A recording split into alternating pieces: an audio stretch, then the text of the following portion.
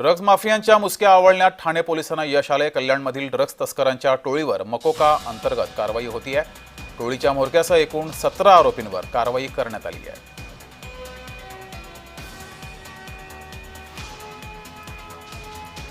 या ठिकाणी जाऊन एक मोठं कॉम्बिंग ऑपरेशन त्या ठिकाणी राबवलं गेलं होतं लोकल पोलिसांच्या मदतीने। आणि त्यामध्ये आपण इतरही त्यांचे जे डीलर्स आहेत जे विविध शहरांमध्ये काम करतात, त्यामध्ये विशाखापट्टणम असेल, सोलापूर असेल, पुणे असेल, बदलापूर असेल, मुंब्रा असेल, या ठिकाणी लोकांना ताब्यात घेतलं गेलं होतं।